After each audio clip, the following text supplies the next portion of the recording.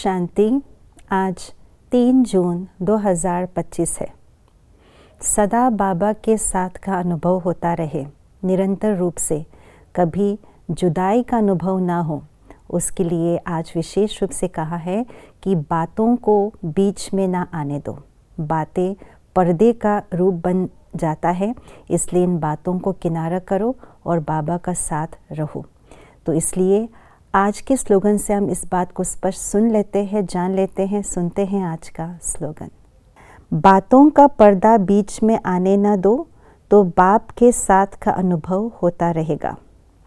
जिस तरह से बीच में अगर कोई पर्दा आ जाता है तो किनारे हो जाते हैं एक दूसरे से, तो पर्दे जब खोलते हैं तो समीपता का, साथ का अनुभव होता है।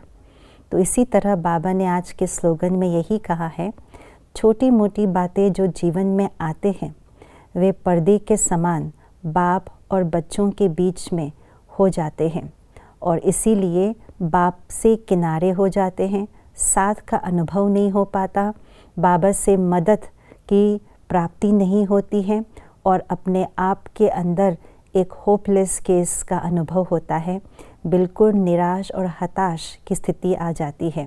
तो ये साथ न होने का अनुभव है।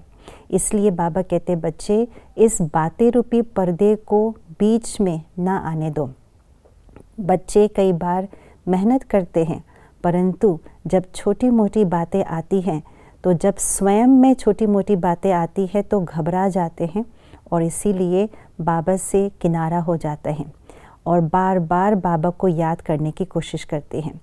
दूसरे रूप से जो बातें आती है वे दूसरों के लिए जो बातें आती हैं, तो उन बातों को सुनते हैं और सुनने के साथ साथ उन बातों को सुन करके मज़ा लेना शुरू कर देते हैं।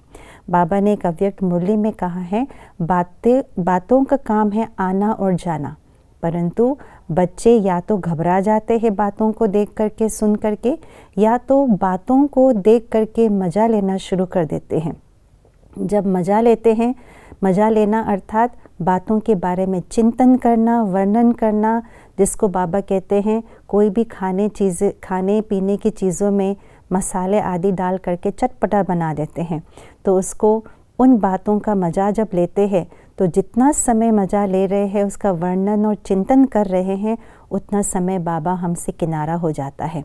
बस बातें ही मन में आती हैं और जब वो बातें बढ़ जाती है तो स्वयं बाबा से किनारा हो जाता है, बहुत दूर हो जाता है और बाबा की शक्तियों से, बाबा की मदद से हम अपने आप को वंचित कर देते हैं।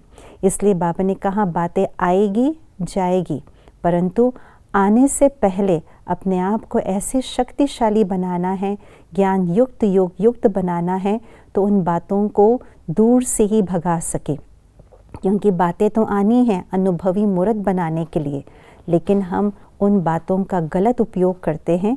इसलिए हमें ज्ञान युक्त और योग युक्त अपने आप को मास्टर सर्वशक्तिवान के स्वमान में स्थित होकर के रखें, ताकि बातें आए, ज्ञानी तो आत्मा बन करके, योग युक्त बन करके उन बातों को दूर से ही भगा दे, तो बाबा के साथ सदा अनुभव होता रहेगा। ओम शांति।